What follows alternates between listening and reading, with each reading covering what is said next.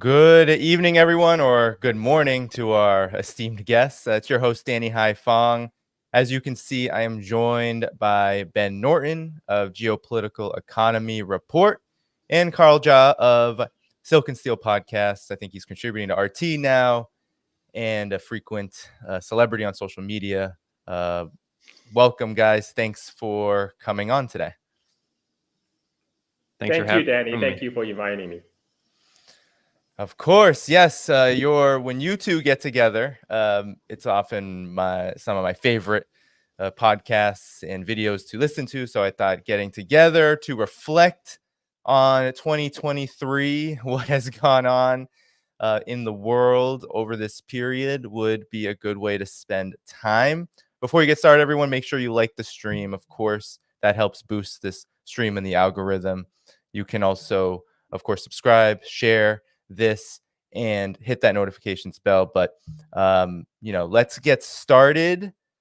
So maybe we can start with, there has been the annual presser from Vladimir Putin. He does it every year, 4 hours long. This time around, I think both the journalism, media, as well as the public, experts, etc., were combined. And there are a few highlights from it. I have a few videos, very brief on social media to play. One of the statements that he made that I do not have, but perhaps you all could comment on, which has the Western mainstream media going a bit haywire, is his comments on Odessa, calling it a Russian city.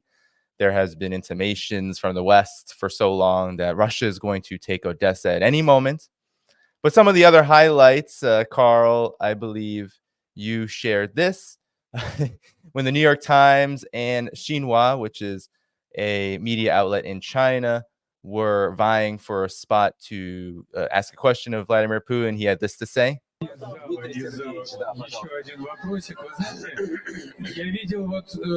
New York Times. Дайте, пожалуйста. Нет, давайте мы сначала дадим Синьхуа, а потом New York Times. Да. So, a bit of a dig at the New York Times. And then he had some comments on Gaza as well, which have been making the rounds.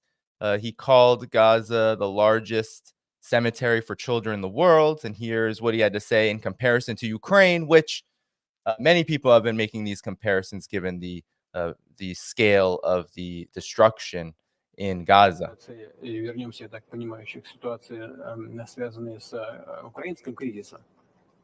Но и вы, и все здесь присутствующие, во всем мире видят, посмотрите на специальную военную операцию и то, что в Газе происходит. И почувствуйте разницу. Но ничего подобного в Украине нет. Значит, вы упомянули о гибели тысяч детей и женщин.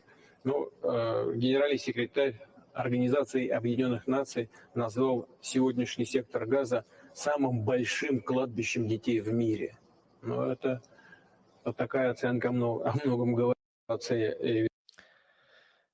So, what struck me the most about what the statements that were highlighted from the presser, which was 4 hours long, mind you, was the confidence, the assertiveness, and of course the emphasis on sovereignty, on independence, and of course, really, I think, making an emphasis that Russia and really much of the world is moving away from the West, moving away from the US and from NATO and from its empire. But I want to kick it to you. Whoever wants to begin, maybe Ben, if you wanted to start. Yeah, I think there are a few things to take away from the speech. First of all, this comes at a time, of course, when it's essentially been admitted in the Western press that Ukraine has lost this war. And there are reports, I'm a little skeptical, but there are reports that allegedly people in the US government are having kind of backroom deals going on in negotiations to try to potentially bring about an end to this war, because they recognize that the longer they wait, the more Ukraine is going to be defeated. I mean, Ukraine has already been defeated, but it's going to be an even worse situation. And that's why there's a discussion now about Odessa and other areas in Ukraine. And another very important takeaway from Putin's presser is that he said repeatedly that the United States created this problem. He was asked about Russia's relations with the West and with Europe. And he said, Europe is going along with this problem that was created by the United States.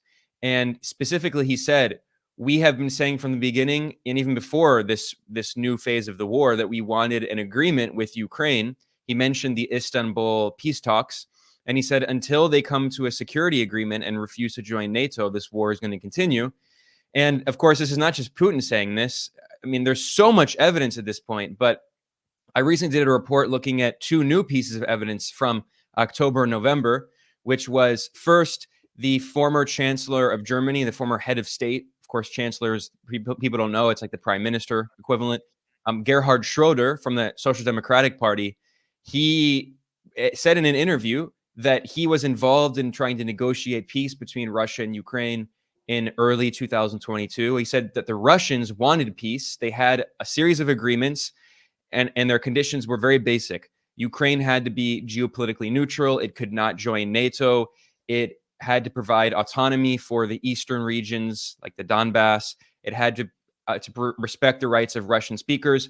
All very basic things that were supposed to be implemented by Ukraine. Let's not forget, after in 2015, there were a series of negotiations in Belarus that led to the Minsk Accords. And Ukraine was supposed to implement all of those things and refused to, of course. Anyway, the point is that Gerhard Schroeder said, the former German chancellor said in this interview, that the United States controls everything in Ukraine and nothing gets done if Washington doesn't approve it. And then there were very similar remarks made by a top Ukrainian official in November, who is the head of the parliamentary faction of Zelensky's political party, Servant of the People, which, you know, is named after the TV show that Zelensky became famous for being the star of, where he plays a teacher who accidentally becomes the leader of the president of Ukraine.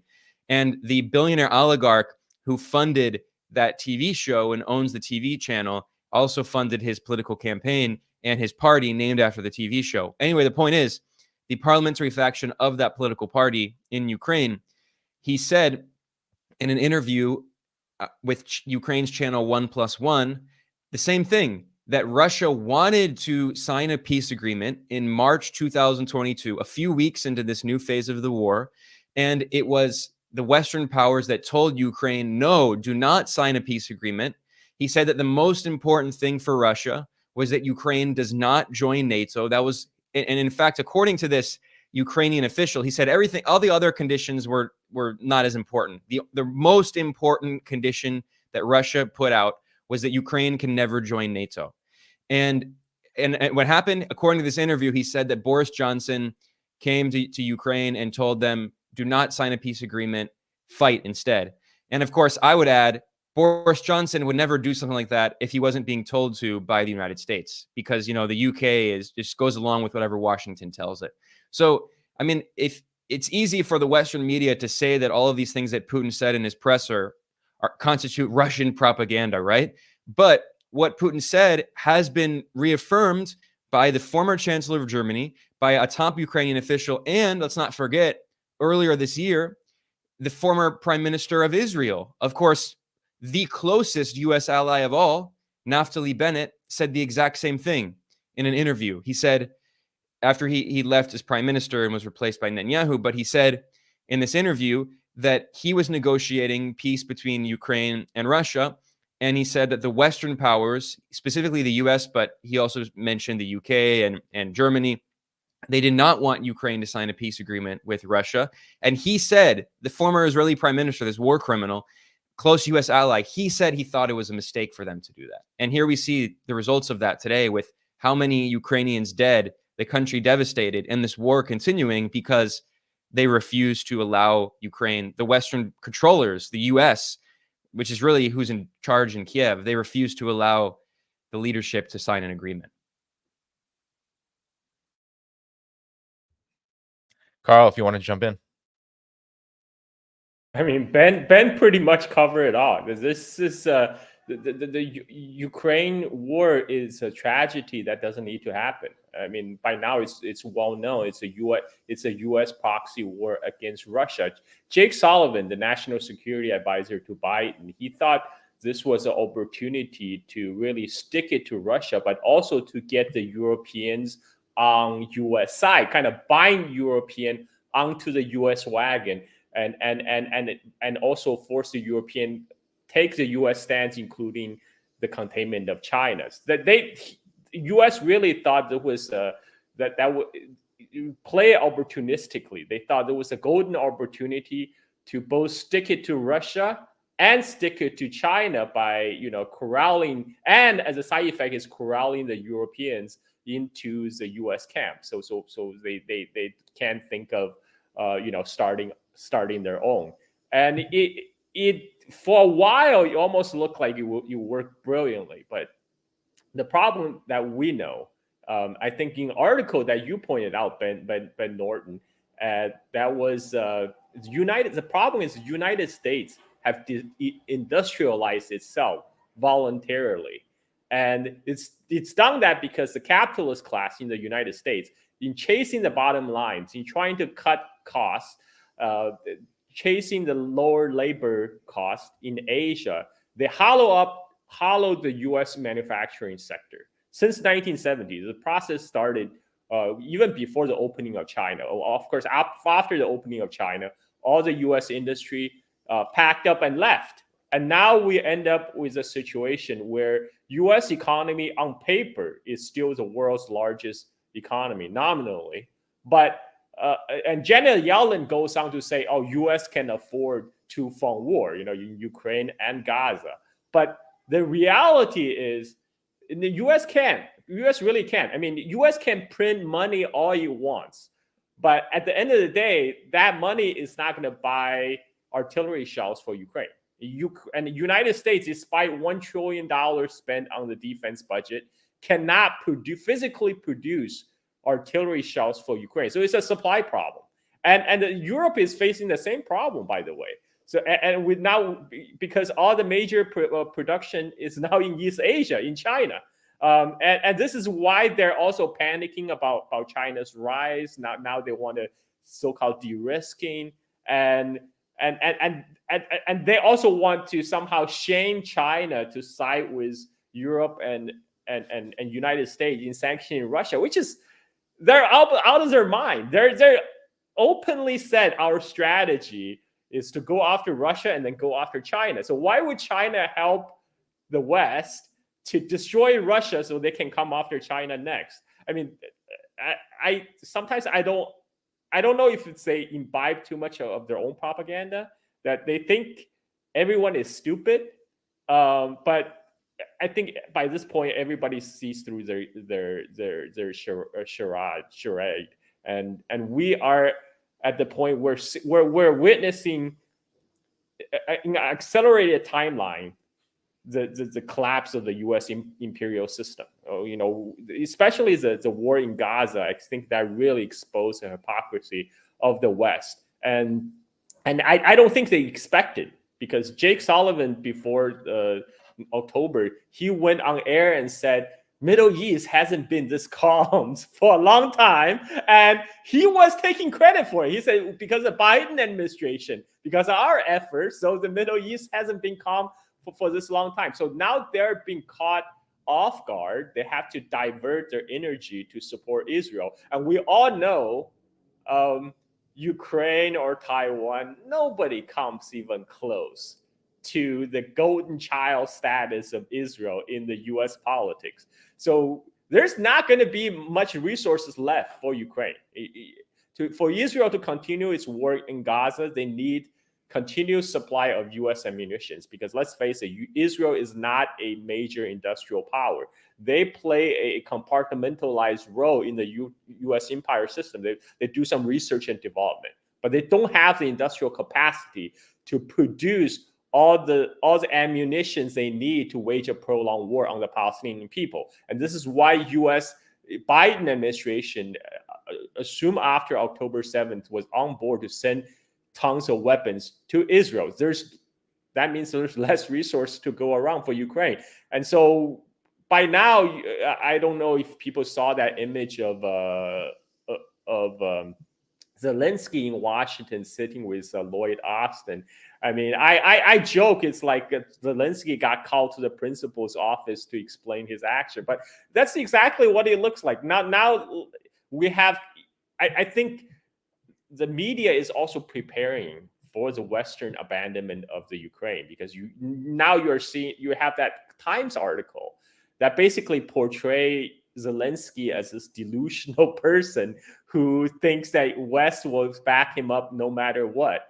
In a way, it's correct, but this is all West doing, as Ben correctly pointed out.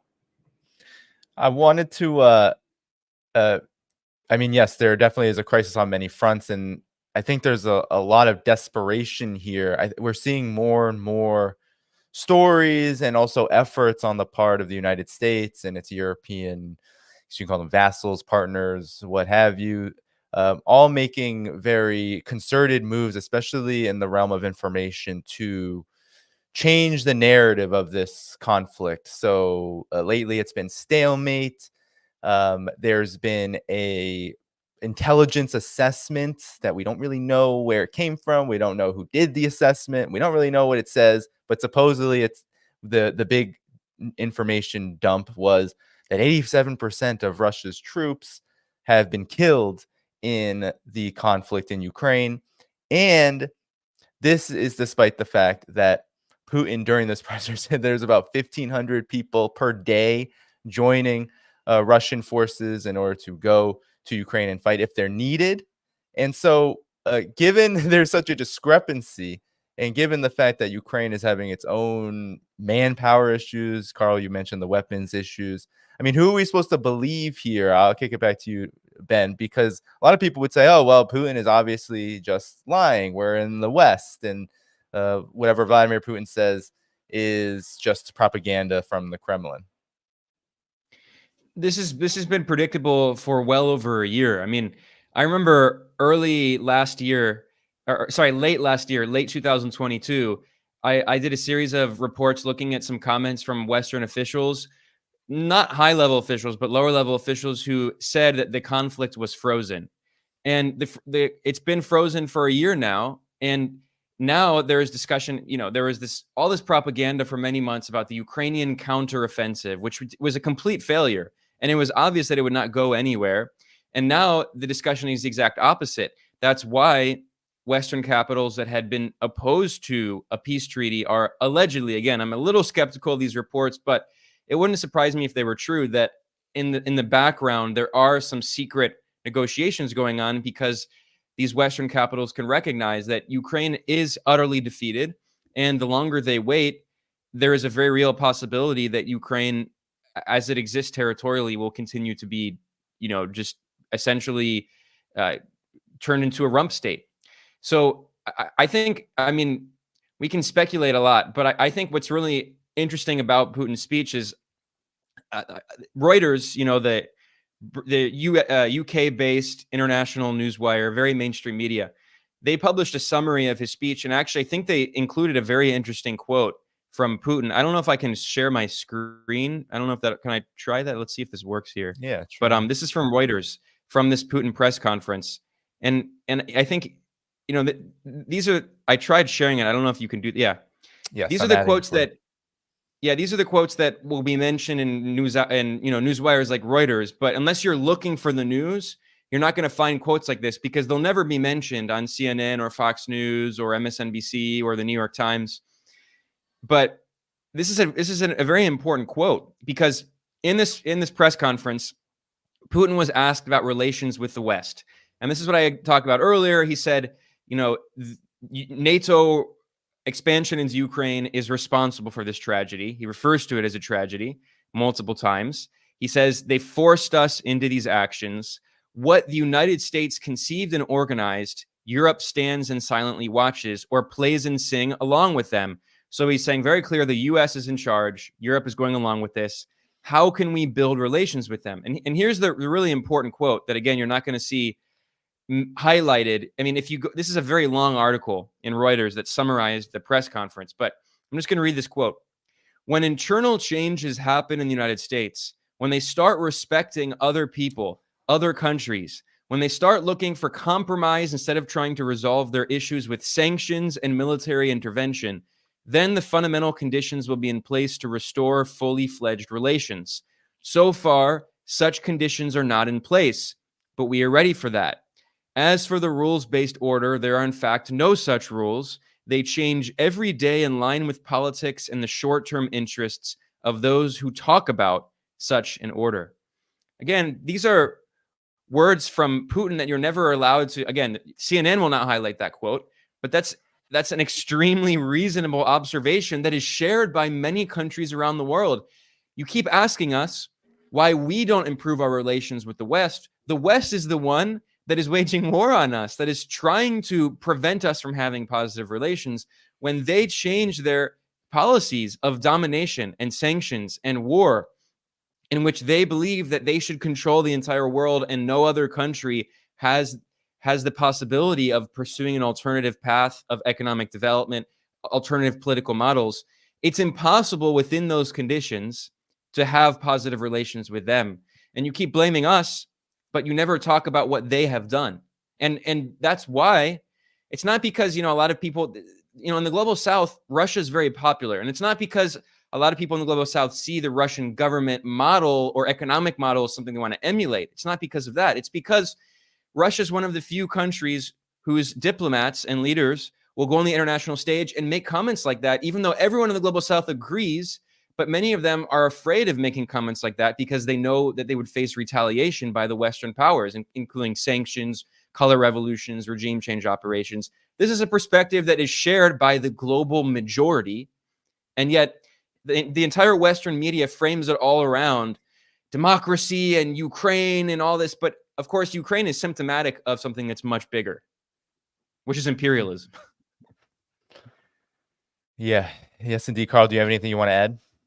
Well, I mean, looks like they're all ready to throw Ukraine under the bus. I mean, can I share my screen? Let me see. I should be able to. So right now, we have we have the Washington Post polling up. Am I sharing? Can you see? Yeah, we have I the control the sharing, but okay, yeah, but I can do it. make the magic. So Washington Post had that article basically blaming a ragtag group of Ukrainian team for sabotaging Nord Stream. I mean, I don't. They really think their readership are stupid. Baltic Sea is one of the most surveyed, monitored area by the NATO,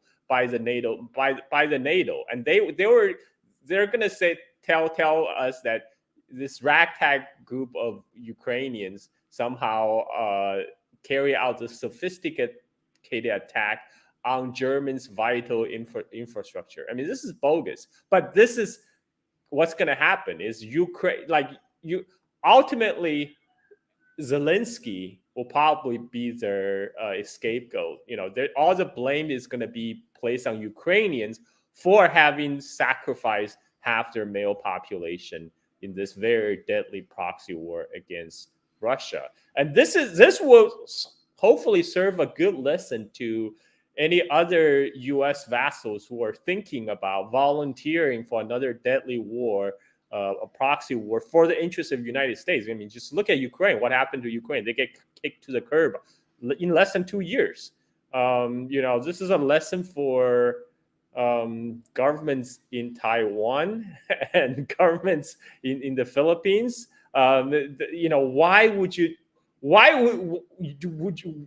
want to end up like Ukraine? I mean, there's no upside. There's literally no upside in this. Yeah.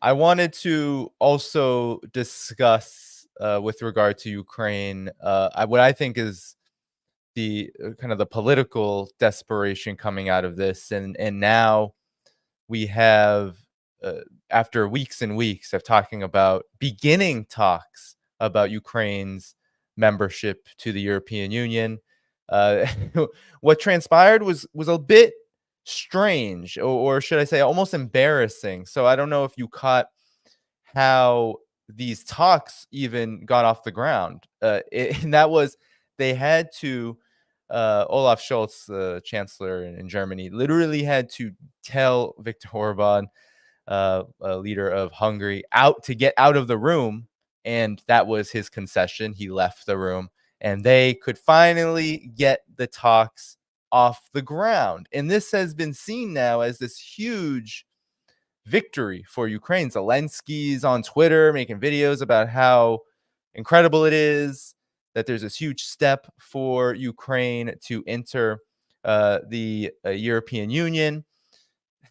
But here in the latest article, I almost thought they replaced, because this is what happens sometimes in the Western mainstream media. They'll release an article maybe too prematurely. It's a little too negative, a little too pessimistic, and then they'll scramble and change the headline and attempt to change the article altogether.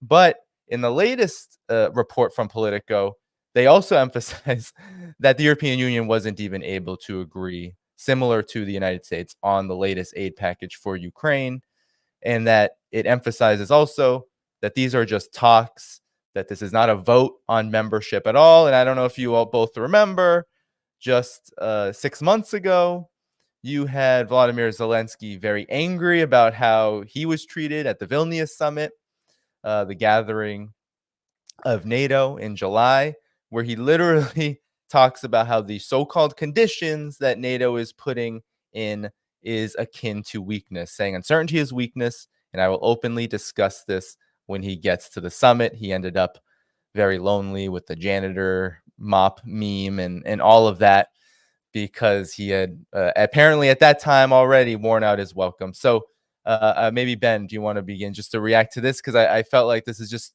a political ploy, it feels like, to maybe rescue the Ukraine operation to some degree.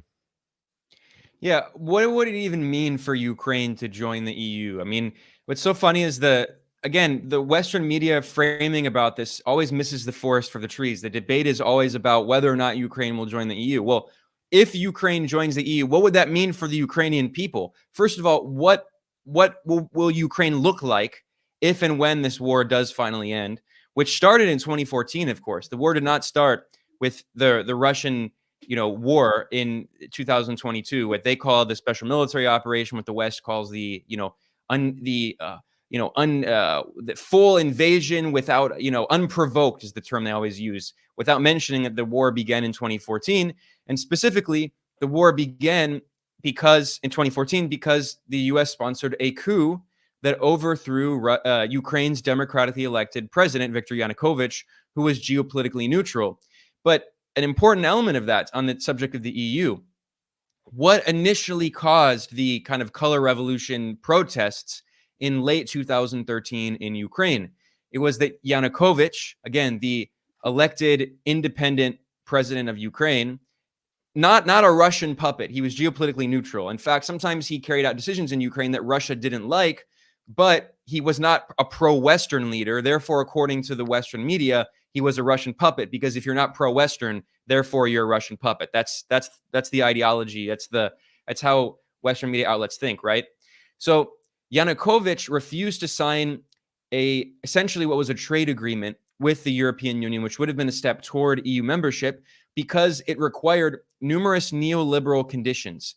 Just as countries that get assistance from the IMF, an IMF so-called bailout, which always includes, political conditionalities, including implementing neoliberal policies, privatization, cutting, social services, cutting government subsidies for food and oil and energy, etc. So in the case of Ukraine, Yanukovych recognized that it would be political suicide. It would be very destructive politically for him to accept those neoliberal conditionalities in order to join or move in a step toward the EU in this trade agreement with the EU, because the EU is a fundamentally neoliberal institution that demands that all members, and especially with countries that are trade partners that are moving toward accession, they have to remove capital controls. They have to end government subsidies for certain strategic industries.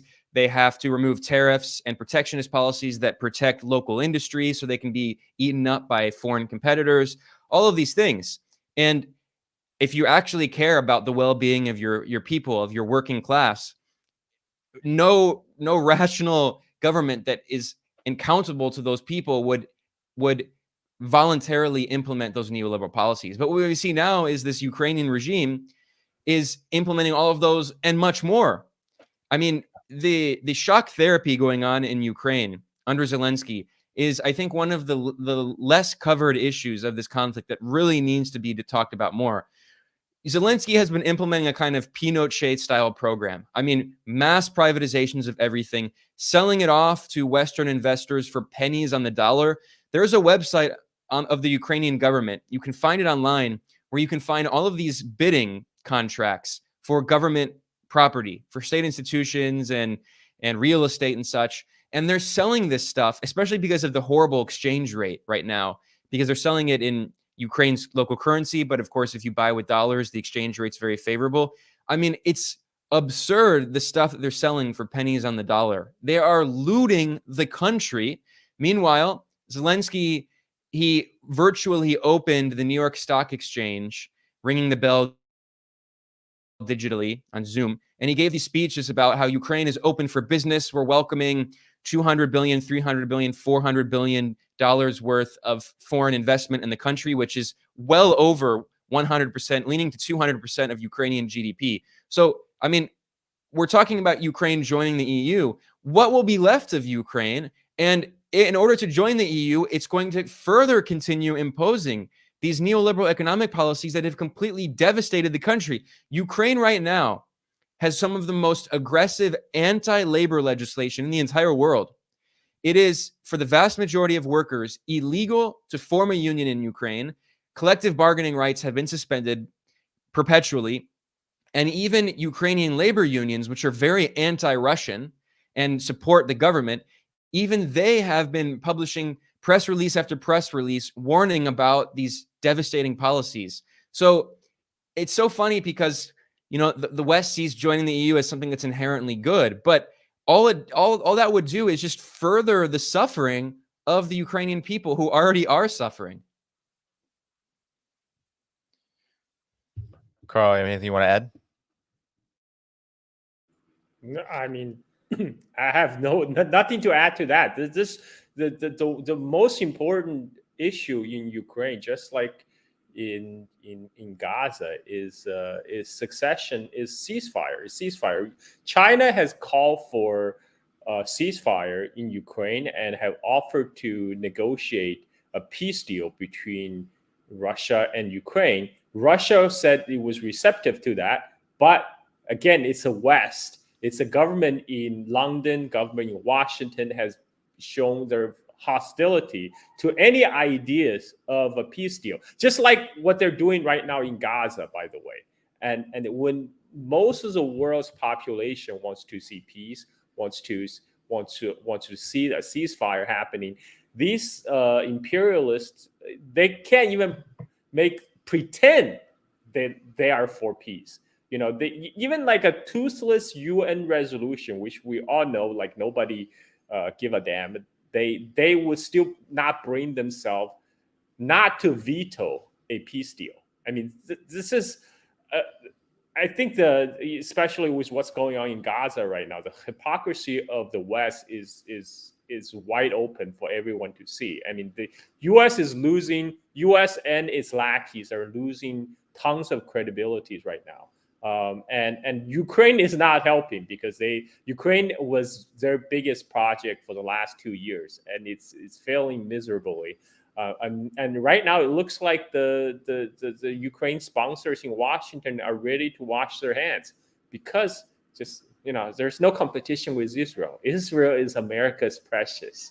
You know, in Ukraine, Taiwan, whoever, I'm sorry, you guys don't even come close to the position of Israel in American politics. So Ukraine is going to have to take a back seat. Russia, I think any clear observers of the war have come to the conclusion that Russia is winning. And we are not talking about when or if. We're talking about how much. What does the Russia winning mean? You know, whether the Russia winning means it holds the current line, or does it mean that Russia will go all the way to Odessa? Because right now it has been a frozen conflict because Ukraine has been offering its male population on a massive sacrificial altar with the material support from NATO. And now the NATO support is drying up. The manpower of Ukraine is also drying up. So how long can Ukraine hold the line? I mean, if Russia decide to launch their own offensive, I don't think there's anything left in Ukraine to hold the Russians back. I mean, if Russia does go ahead and take Odessa and turn Ukraine into a landlocked state, Ukraine is basically done for. It's going to be a rump state. I mean, Europe might still put some minimum support into Ukraine like they do in Kosovo right now. But it would, I mean, Kosovo is not the most hopeful model. It's still, after years of NATO occupation, it's still a land of lawlessness, high crimes, unemployment, and the best hope for Ukraine is immigration. Go get out of the country and go to Europe. And we'll have to see how they fare in the increasing anti-immigration sentiment of Europe today. How long they're gonna be welcome in EU, which is really sad, because that just means the Ukrainian people has been they were the human sacrifice. They were the human sacrifice for the altars of U.S. empire. But luckily, we may be seeing the light at the end of the tunnel, because the current U.S. imperial system is just not sustainable, just like we're seeing in Gaza as well. Carl, when you brought up Danny, oh no, sorry. Yeah. Can I jump in for 1 second? I just want to mention that, as part of the move toward Ukraine joining the EU, we should also look at, not only, I mentioned, the neoliberal conditionalities imposed on the country, the mass privatizations, the attack on labor unions and such, but we should also talk about the relationship between Ukraine and the EU and what that economic relationship looks like. I mean, Carl mentioned a key point, which is brain drain. This is a key problem we've seen across Eastern Europe after the overthrow of the Soviet Union and the other Warsaw Pact socialist states, is there's massive brain drain. People, anyone who was trained in, a scientific discipline or engineering or medicine, they went to other parts of Europe or migrated to other countries around the world in search of higher wages, while the countries in Eastern Europe in the 90s were imposing these horrible neoliberal shock therapy programs that bankrupted the population. And what we see in Ukraine is, again, in addition to the physical deaths of thousands and thousands of young Ukrainians, we also see the death of the society, because so many people are just leaving the country. And if Ukraine joins the EU, which also includes freedom of movement, we're going to see a very similar phenomenon where basically any Ukrainian with an advanced education is going to leave the country. It's going to turn into, I mean, we've seen countries like Bulgaria, for instance, which have been completely devastated and just emptied of their population. And also, let's look at the economic relationship between Ukraine and the EU. So basically what's happening, Ukraine is often referred to as the breadbasket of Europe, right? It's one of the world's largest producers of wheat and corn and agricultural products.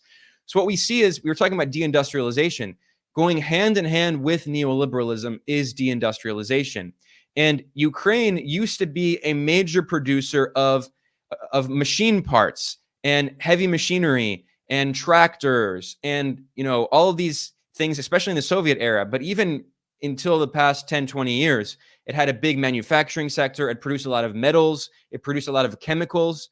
Now what we're seeing is that Ukraine is basically just becoming a kind of agricultural export hub, in the same way that, in the European colonial era, they turned countries like India, or what at that time had been, the Indian subcontinent, into just these resource extraction hubs for agriculture. So now Ukraine has these since the Poroshenko regime in Ukraine after the coup in 2014. Poroshenko was the billionaire right-wing oligarch. He did eventually sign an economic agreement with the EU for free trade. And now what we see is that Ukraine is sending these agricultural products to the EU. And while the EU is fueling this process of deindustrializing the country.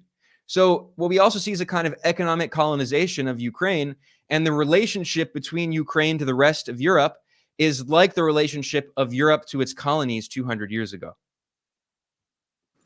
I mean, that's exactly what happened to much of Eastern Europe after the collapse of the Soviet Union. They are now economic colonies of Germany, and the EU. That's a part of the plan incorporating EU into, I mean, Ukraine into EU. But right now we have like a multi-fractal level of cannibalization. The Europe have feasted upon the carcass of the former Soviet Union and its ally states in Eastern Europe. But right now, United States is cannibalizing its allies in Europe. Yeah. This is a fractal relationship of the imperial hierarchy. So you have Germany treating the Eastern Europe as its economic colonies, but at the same time, Germany itself is militarily occupied by United States. And during this war, when Europe was forced to stand with U.S. in sanctioning against Russia, Germany got cut off from its cheap source of natural gas supplies from Russia. So now all the German industrialists are decamping. They're offsourcing their German industries now to United States. So U.S. is essentially cannibalizing its own allies in order to stay, USA number one. And the European elite are so cucked. They cannot say no to United States. They follow along with this plan. You have von der Leyen, you have Joseph Borrell. These guys are just nothing but like spokesperson for Washington interests in Europe. Nobody in the European leadership has a backbone to stand up to United States and say no, and do what is actually right for the interest of the Europeans in EU. So, but this system is not sustainable. Like this multiple level of fractal cannibalization process. The empire is eating. It's consuming everything in its path, including Americans, including average working class Americans, because Americans are not getting healthcare. They're not getting great education. All the monies they print is going directly to the military-industrial complex, feeding all the fat cats, lobbyists in Washington, and all the hanger-on, all the think tankers they sponsor. And for the rest of us, the best they can do is the poverty. The U.S. poverty alleviation plan is basically military service. You can join the U.S. military. That's a U.S. poverty alleviation plan. I think people are starting to see through that. I think Ukraine war has opened up a lot of people's eyes in the United States, even among like the right-wing circles, right? I mean, like right now, like opposition to Ukraine war is almost across the political spectrum. Both the left and the right says this is a bad idea, but the delusional leadership in Washington who are so cut off from the average reality of Americans, they're still dead set on pursues their imperial pursuit, because that's what fattened their own pockets, and ultimately that's very short-sighted. So the Ukraine project is failing.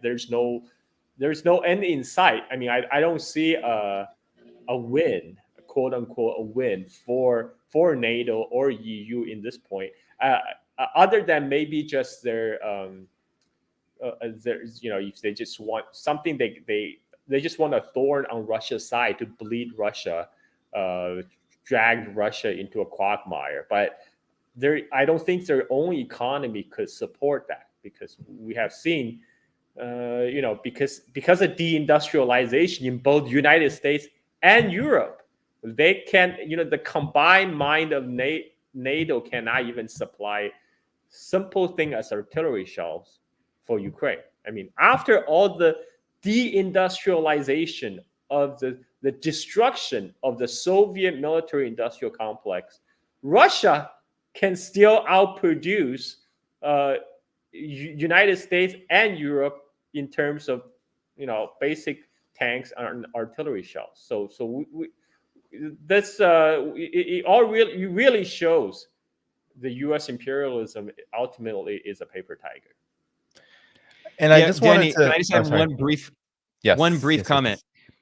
What Carl is saying is also confirmed by an article that was published a few months ago by Politico that acknowledged that the Biden administration internally, when it's lobbying members of Congress to support sending more weapons to Ukraine, the Biden administration is telling Congress members, this is going to be great for the economy because we can bring back industrial jobs to, some of your districts. But of course, their solution for reindustrialization is further militarization. So the only form of reindustrialization they support is again fattening the bank accounts of the military industrial complex. And this is just military Keynesianism. The only kind of state support for industrial policy and certain strategic parts of the economy are for the industries that are for war. That's the U.S. ideology. This is because the U.S. capitalist class is so unconstrained, but the only force in the United States that can hold them in check is the military-industrial complex, is the national security crowd. You actually had Gina Raimondo recently explaining her rationale for expanding this tech sanction on China. Like people are asking, like the U.S. tech companies are hurting. NVIDIA is prevented from selling to one of their largest natural market on AI chips. And Gina Raimondo basically says, sorry, U.S. business just have to suck it up for national security because democracy. The democracy she's talking about, of course, is about the great choice between Biden and Trump, in 2024. But that's what really. But the only thing that basically that could hold the rest of the U.S. capitalist class in check is the Pentagon, the military intelligence industrial complex. Again, that's just kind of shell games. It's just shifting the resources from one sector of the economy to all the weapon manufacturers, but because that's the only thing that's produced in U.S. nowadays, weapons and OnlyFans. That's the support of the U.S. GDP, and well, Carl, don't forget Netflix. Come on, Netflix. I'm sorry. We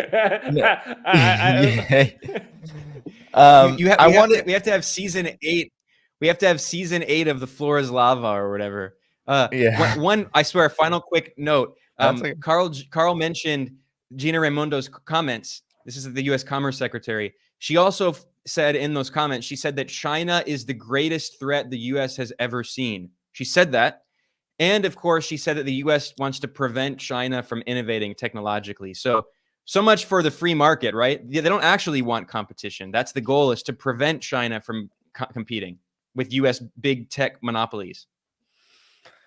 Yes, indeed. Yeah. And I just wanted to, Carl, when you were talking about the kind of hierarchy of the cannibalism of the empire, and in many ways, kind of pushing EU accession for Ukraine in this period where obviously things are quite stark and going quite badly for Ukraine and for the overall Ukraine project.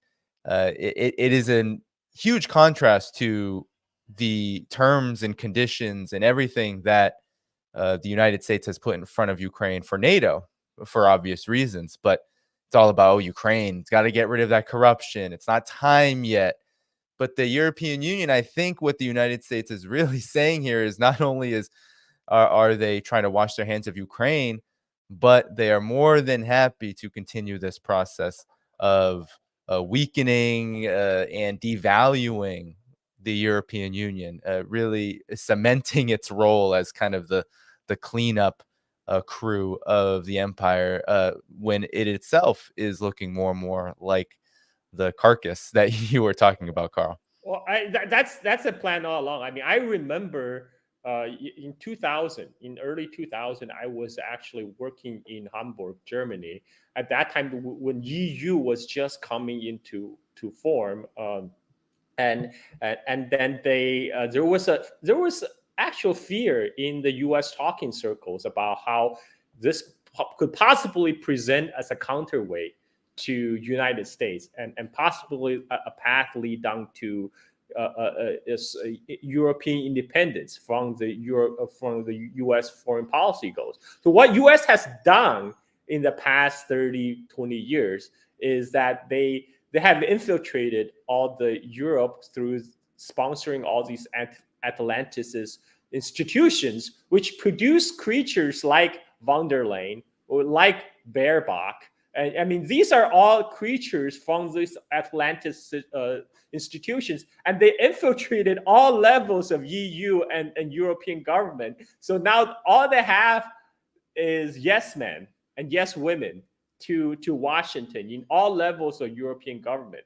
And frankly, I don't know how European voters put up with this shit, man. That I mean, this is it's unfortunate because right now that this is also behind the shift to the right-wing politics in Europe, because these people, they don't have they are trying to seek alternatives to the current the neoliberal elite that's ruling over them.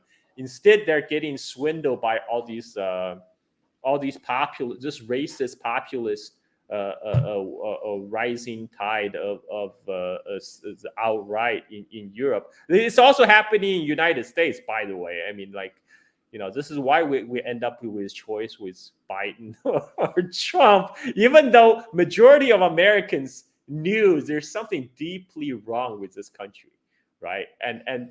But I think that this also speaks to a lack of a real opposition in all these developed countries. But so now we have all these. The imperial project is kind of sitting adrift. We're headed by this senile old man who doesn't know what he's talking about half the time, and there's really no grand vision for the U.S. empire other than let's keep U.S. number one. That's the only vision. Whereas China, they're actually coming up with the slogan, the community, the shared future for the mankind, which is a grand vision, and they are talking about building a pan-Asian rail links that will have high-speed rail running from Shanghai to Singapore. Now that is a grand vision. That is a vision for the future, vision for development that people can get excited and look forward to. And the U.S. the only thing they can offer is war. More war, more weapons. Carl, and season 8 of The Floor is Lava. I mean, come on. Yeah. You have to give them some credit for that. I just want to briefly, if I can share my screen for a second as well. I want to briefly show an incredible article that was published by the European Council on Foreign Relations. This is a mainstream think tank in Brussels that is funded by all of the major EU states. This is like the US Council on Foreign Relations. It's obviously based on it. This represents the elite of Europe. And they published an article this April titled "The Art of Vassalization: How Russia's War in Ukraine Has Transformed Transatlantic Relations." Now, they, of course, blame Russia for this. But regardless of that propaganda of blaming Russia for everything, they acknowledge that Europe is becoming an American vassal. That's the quote. Europe is becoming an American vassal. They acknowledge that this war in Ukraine has revealed Europeans' profound dependence on the U.S. for their security, despite EU efforts at so-called strategic autonomy, which has never happened. The EU has grown less powerful than the United States economically, technologically, militarily. So this is a clear acknowledgement that the U.S. is kind of like colonizing Europe by European elites. Yeah, no, I think that definitely puts the period on it, Ben. So perhaps we can quickly now get to Gaza, because we have to talk about the situation in Gaza.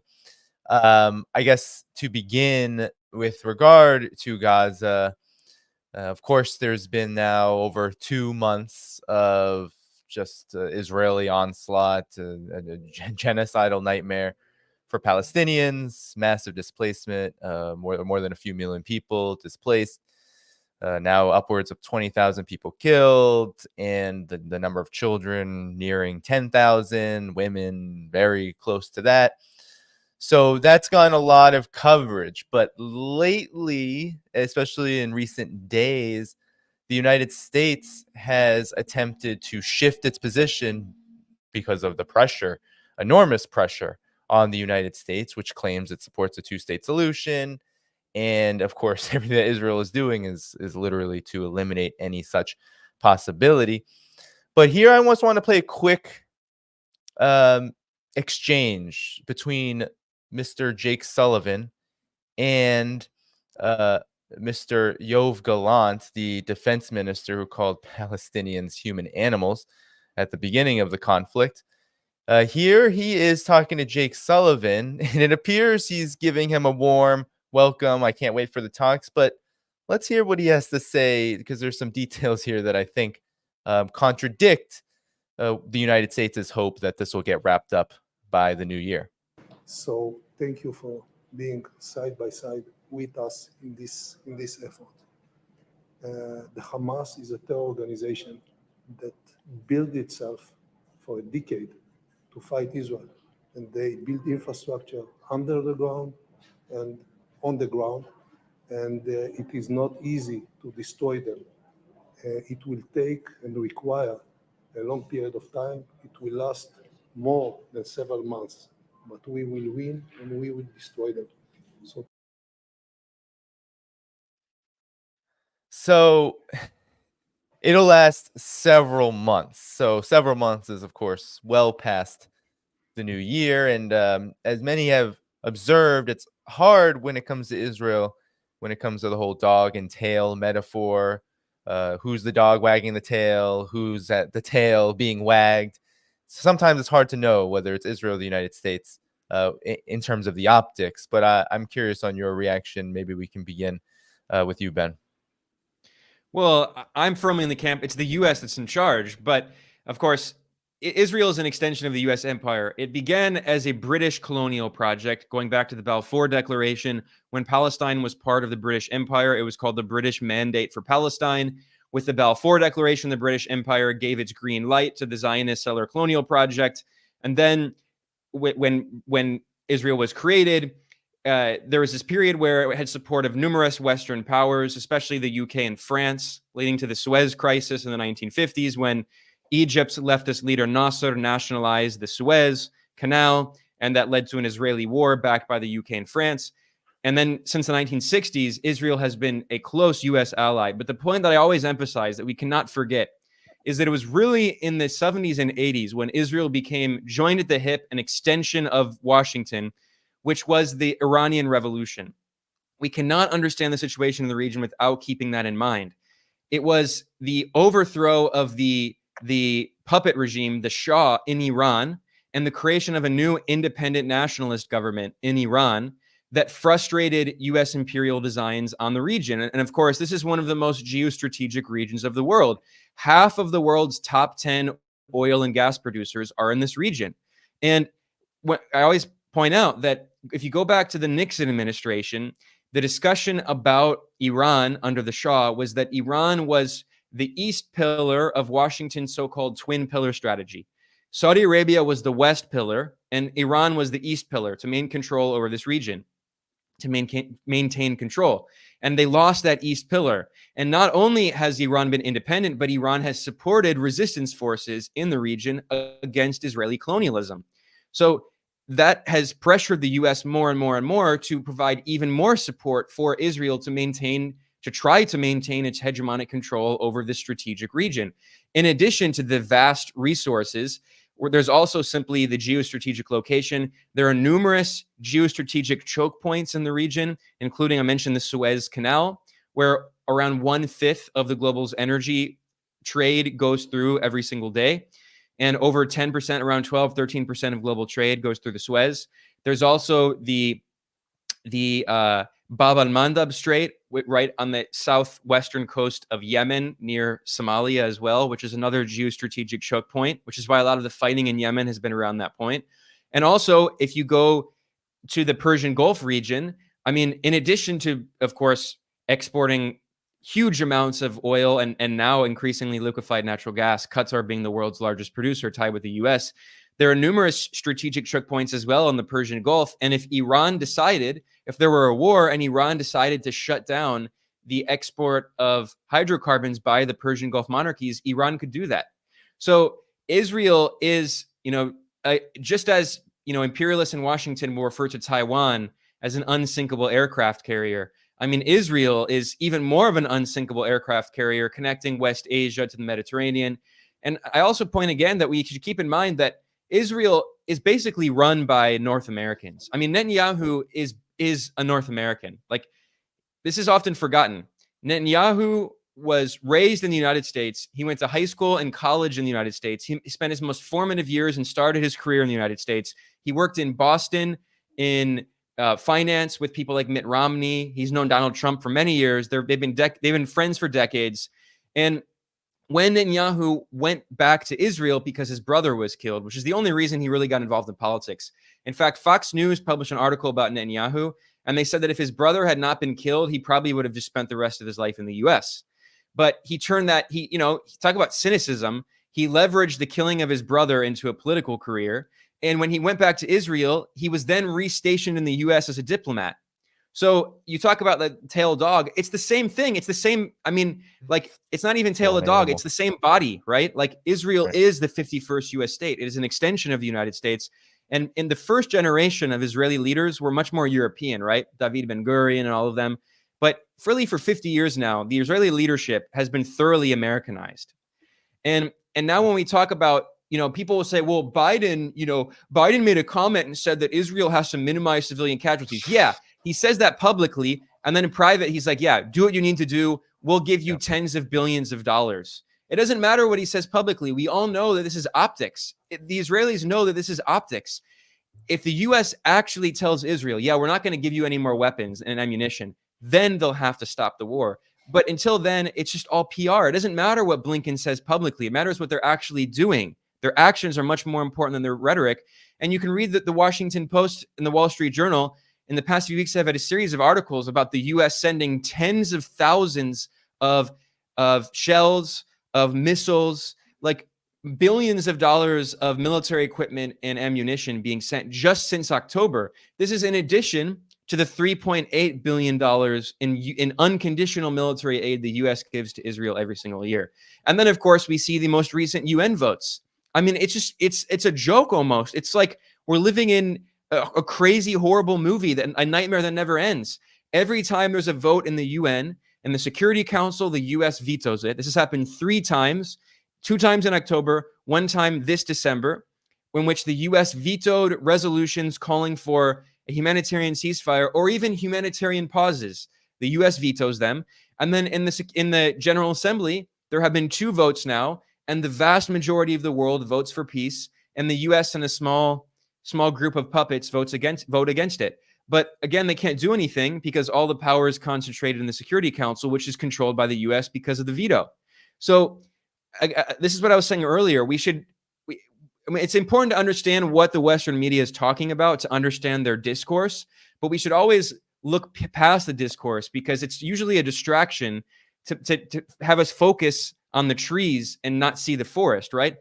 Missing the forest for the trees here is that the trees is Biden and Blinken make a few public comments criticizing Israel. The forest is that they continue doing everything they can militarily and diplomatically to protect Israel, to allow it to continue waging this war and to prevent any consequences for the blatant war crimes it's committing in broad daylight. I largely agree, but I think about the particular point of Netanyahu. So the fact that he spent a lot of time in the United States, he actually doesn't have high opinions of Americans or American leadership. I have this clip to share from. This is a leaked audio from Netanyahu from 20 years ago. I think back in 2001, and this is when he talked about how he deceived United States to undermine the Oslo Accord, and he wanted to basically sabotage the whole 2-state solution. לתת להם מכות, לא רק מכות כל כך מכילות, שהמחיר יהיה כבד למצוא, כרגע המחיר לא כבד למצוא, על התקפה רבת היקף על הרשות הפלסטינית. לא פוחדים, משחקים להם יראו לנו את הפיישל וצחוק ופשוט הם לא פוחדים לצחוק. זה מה שמביא אותנו רגע, אבל אז השוק מהעולם יגיד מה, אתם קוראים? אתה לא מפחד מהעולם, ביבי. במיוחד היום עם אמריקה, אני יודע מה זה אמריקה. אמריקה זה דבר שאפשר להזיז אותו בקלות, להזיז לכיוון הנכון. לא יחליו. אז אם אנחנו עושים את זה משהו, אז הם... יש כאלה, אז נניח שהם אומרים משהו. 80% מהאמריקאים תומכים בנו. זה אבסורד, לא פחדתי להתאבד שם. לא פחדתי להתאבד עם קריפטון, לא פחדתי להתאבד עם הון. מה היו הסכמי אוסלו? הסכמי אוסלו שהכנסת חתמה עליהם. שאלו אותי, גם כבר תתקדם, אוקיי, בתנאי כפוף להדדיות, צמצום הנסיבות. אבל איך נצמצם את הנסיבות? אני אתן פירוש להסכם שיאפשר לי להפסיק את הדהירה הזאת לגבי 67. איך עשינו את זה? אף אחד לא אמר מה זה אתרים צבאיים מוקדמים. אתרים צבאיים מוקדמים, אני אמרתי אלה אזורי ביטחון. בקעת הירדן, מבחינתי זה אתר צבאי מוקדם. זה אוקיי. לך תגיד. So here we have Netanyahu, basically saying the Americans are gullible. They will go along with whatever we do. In a way, it is because Israel is U.S.'s kind of outpost in the Middle East, because Biden was on record back when he was still coherent, back in 80s and 90s, when he can still make coherent sentences. He said, if it wasn't for a state of Israel, United States need to create an Israel to serve its interests in Middle East, right? And Netanyahu fully knows this. So he knows, like, ultimately, U.S. can't live without Israel. So he can get away with a lot of stuff, even if, it does not strictly match the U.S. interest at the moment. Because at the moment, I don't think U.S., for example, U.S. planned for this escalation in the Middle East, because Jake Sullivan was famously quoted on saying, the Middle East has been so calm, and we take credit for that, and then this blow up in his face, right? So right now, I actually do think that people in the White House do recognize how bad this looks for United States in front of the world opinion. So this is why they're making the gesture of sending Jake Sullivan to Israel to say, okay, you guys need to wrap this up, right? Because United States also strategic priorities also laid elsewhere. Jake Sullivan is the architect of the Ukraine war. He is the genius, the big brain behind using Ukraine war to get Europeans on U.S. side, and then to get the European corral together so they all can go on to anti-China. So that's the U.S. main obsession at this moment, is to contain China, contain Russia. So the Gaza thing is a big distraction for their plan. So this is, but basically the Israeli defense minister just told him to his face, no, we're going to do what we always do. But he fully understand U.S. will continue to supply weapons, right? Because, despite whatever Tony Blinken's noise made about our humanitarian concerns, Israel cannot carry out this genocide in Gaza without U.S. ammunition supply. Because, as I said, Israel is not a big industrial power. For a prolonged war, it cannot produce its own military needs. It needs to import all the ammunition from the United States. And this is another reason I argue that, the Ukraine war is going to wrap up, because I'm sorry, the Israel's needs come before everybody else, even before average Americans. We got to give everything to Israel. And so at one hand, Israel knows that.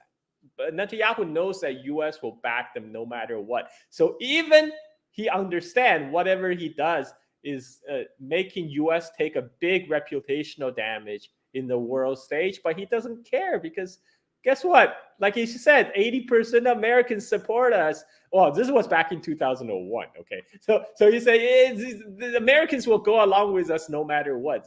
They have that kind of.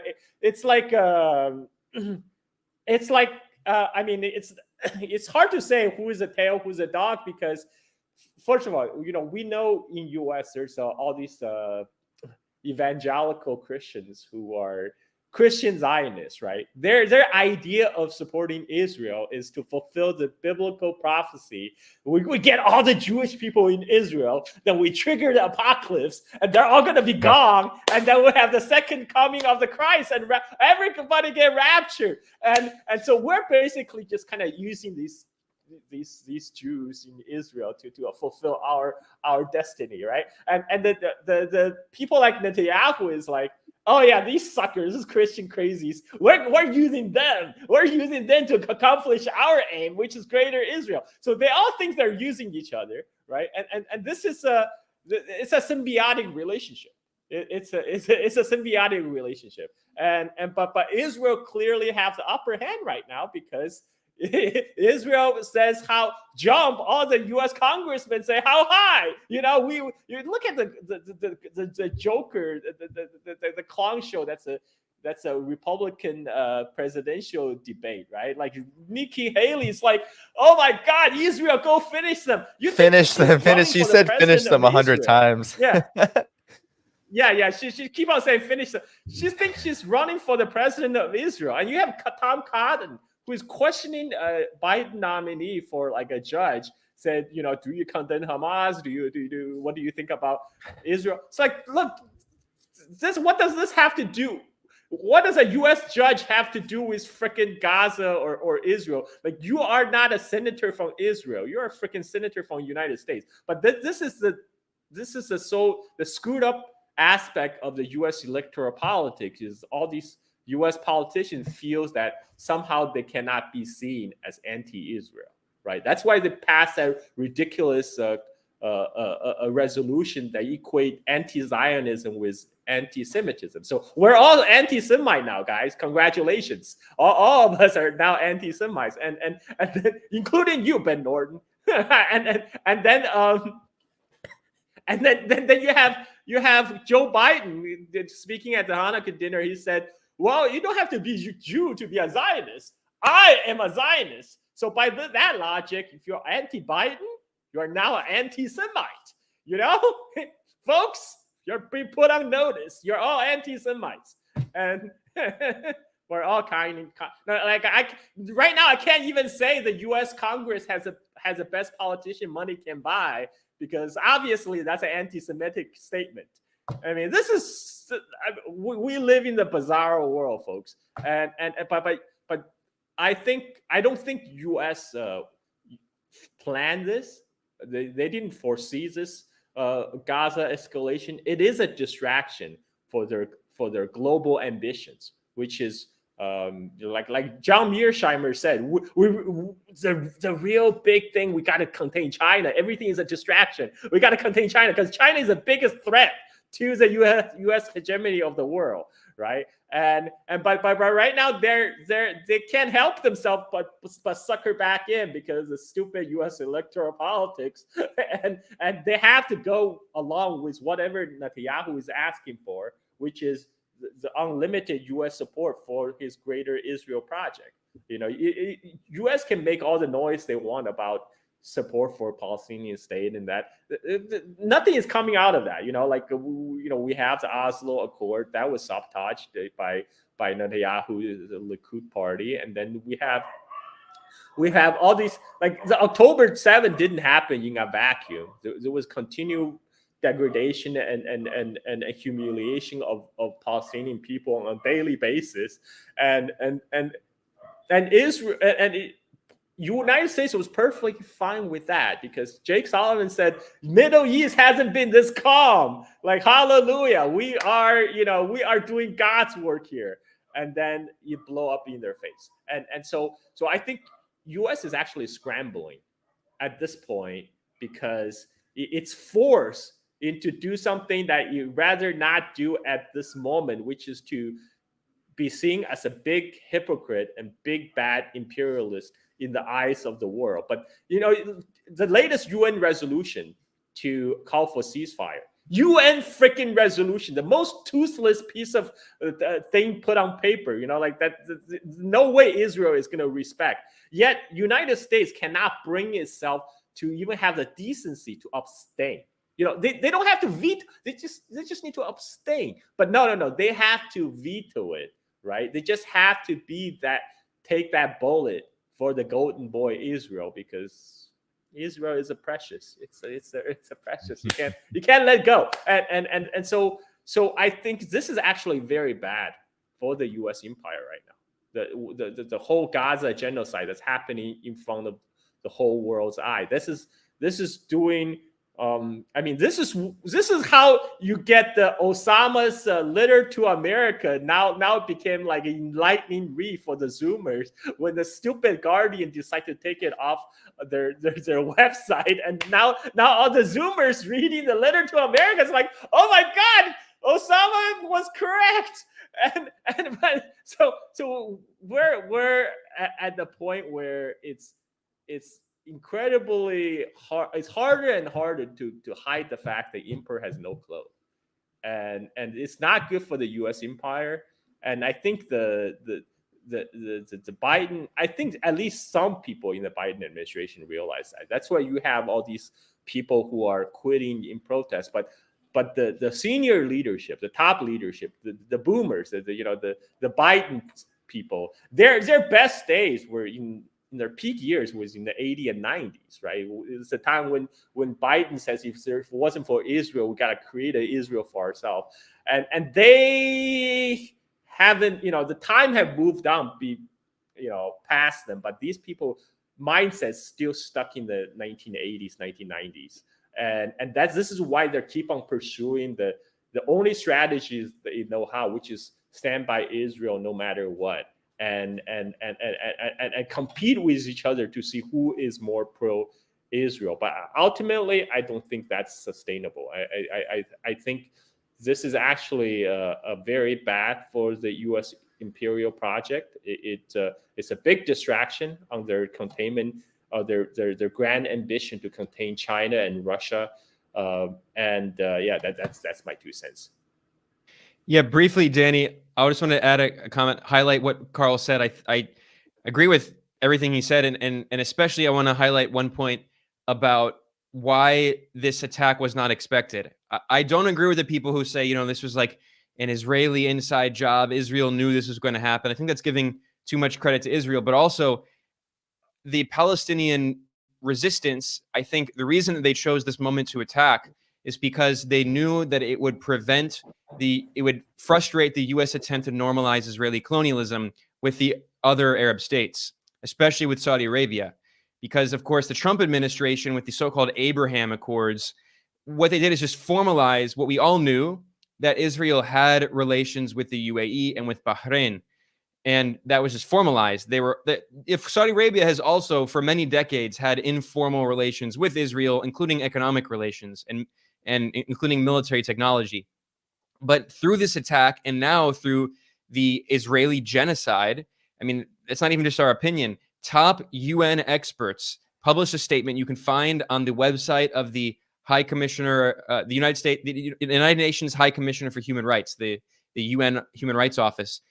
Top UN experts published a statement saying that the Palestinian people are at risk of genocide, saying that very clearly, that Israeli officials are inciting genocide. But anyway, the point is, people who are watching this obviously agree with that. But just to emphasize that point, what I want to say is that the Biden administration kept boasting that it was so close to getting Saudi Arabia to also normalize relations with Israel. And of course, Jordan and Egypt have already normalized relations. So this now means that these countries, at least for several years, will not be able to normalize relations. Ideally, never, but at least for several years, because there would be widespread rebellion and protests and, just so much backlash from the people of these countries. Because, of course, if you look at polls all across the region in West Asia, North Africa, the vast majority of the population supports Palestine. We're talking about nearly 100%, well over 90%. And and we already see that countries that have normalized relations with Israel, their leaders support Israel, Egypt, Jordan, but they have to be very careful, which is why Egypt right now is being pressured by the US to try to open the Rafah crossing to allow Israel to ethnically cleanse Gazans into the Sinai Peninsula, into the desert. That's Israel's stated strategy. There's a lot of evidence of this. One of the top Israeli ministers said very clearly the goal is a Gaza Nakba, referring to the ethnic cleansing of Palestinians in 1948. They want a new Nakba, and they want to ethnically cleanse all of the 2 million Palestinians out of Gaza into the Sinai. But Egypt can't do that because I don't have any confidence in the Egyptian leadership, which of course it has largely been pro-Israel and pro-US, and they get a lot of funding. They rely on funding from the US, but they're constrained by their people. Because if Egypt were to do that, the government would probably fall in Egypt. There would be mass riots, protests. People would not tolerate that because they would see that their country is complicit in Israel's ethnic cleansing. So I think we should keep those two important factors in mind, that across the region, people support Palestine, and now the remaining state's attempt to normalize relations with Israel is dead. And even the UAE has at least temporarily suspended its relations with Israel. I just to go off on what Ben Norton said, that's exactly right. To counter, when China brokered the Saudi-Iran détente, the peace deal, that actually sent a shockwave in Washington, and so Washington was trying to play catch up in the Middle East, but before that, Trump administration prided itself on brokering the Abraham Accord that brought UAE and Israel together, and Qatar, UAE and the Biden administration spent a lot of political. Sorry, not Qatar though, Bahrain. I just want to. I mean, Qatar has its own many problems, but Qatar, they claim that they will never normalize relations with Israel, but right, and they have the historic relationship with Hamas as well. Yeah, thank you for that. So, and then Biden's administration spent a lot of political capital to trying to do like Abraham Accord number 2, which is bring Saudi Arabia to Israel together. This was also to offset the Saudi-Iran the peace deal that had happened, because the United States was afraid that it's losing leverage in the Middle East. Without this tension between Iran and Saudi Arabia, U.S. is kind of left out of the loop. One of the main role U.S. in Middle East supposedly is provide security, right? Because the Gulf states are afraid of Iran, so here we are, United States. We're here. We're your best defense against the bad Iran, right? And but now, so they're trying to get Saudi and Israel together to kind of counterbalance what they think the expanding Iranian influence. But that's all dead. That's all dead in the water, because as Ben Norton said, none of these states can afford to be seen making peace with Israel at this point. So it's actually really bad for Washington, Washington's plan for Middle East. But they have no choice. They have no choice but to go along with, and to add to that, the Israel's ethnic cleansing plan for Gaza. Washington was fully on board with that, because we had leaks showing that Washington officials are pressuring Arab states, neighboring Arab states, we're talking about Egypt, Jordan, etc., to accept refugees from Gaza. So basically a repeating of 1948 Nakba, to force the Palestinian refugees who had been refugees for generations from 1948 when they got relocated to Gaza, and to become refugees again, but in other countries.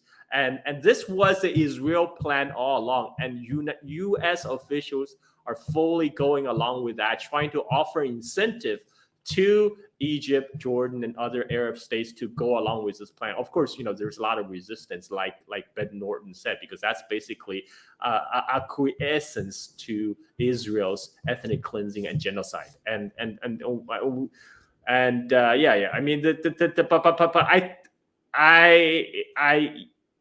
U.S. is scrambling right now. I mean, they clearly did not foresee this, and they're right now just scrambling to see how they can salvage whatever leverage they have left in Middle East. And it's that U.S. is not in the best shape, but yet they're kind of this archaic attachment to it. Well, not archaic, because Israel does serve as the U.S. outpost in Middle East, and because of that tie that binds, it cannot deviate from significantly from Israel's own policies.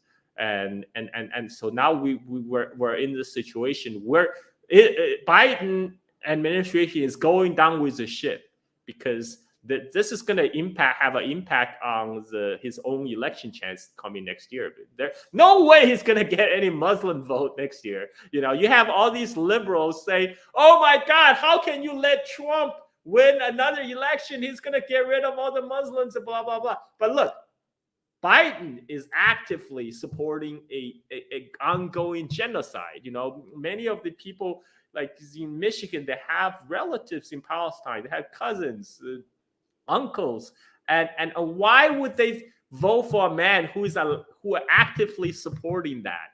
And you know, it doesn't mean they want Trump. They just don't want Biden. They just don't want what currently is happening right now. They want that to stop. And Biden is going to lose all that swing votes from battleground states like Michigan. And so we're the Trump presidency 2024 is looking increasingly likely right now, folks.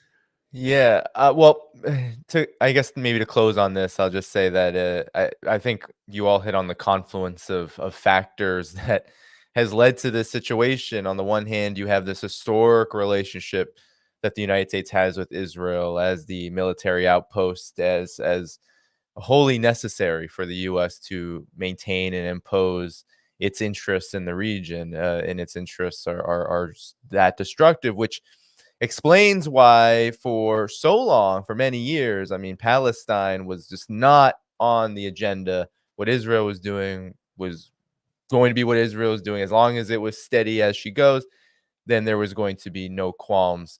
But at the same time, the U.S.'s position as a whole has left it really vulnerable. And so the Biden administration seemed to, as you said, Carl and Ben, both of you hit on this point around normalization between Saudi Arabia, Israel, and these other Arab states. That, I believe, was Biden's attempt. I believe he really wanted, before his first term ended, as kind of signature foreign policy achievement, that he was able to, despite China, Saudi Arabia, Iran, despite all of that, he could get Israel closer to being recognized by those who have historically, at least rhetorically, refused to do so. So that left I believe Biden and the United States as a whole very vulnerable in the region. So when the resistance, when Hamas and the other Palestinian groups decided that it was time to launch an attack, Israel also understood that it had the ability to go as hard as it could and make a statement, because the United States was going to do very little to get in the way. It never really has, but it would have ample time to attempt to do what it wants to do, which is to, of course, totally ethnically cleanse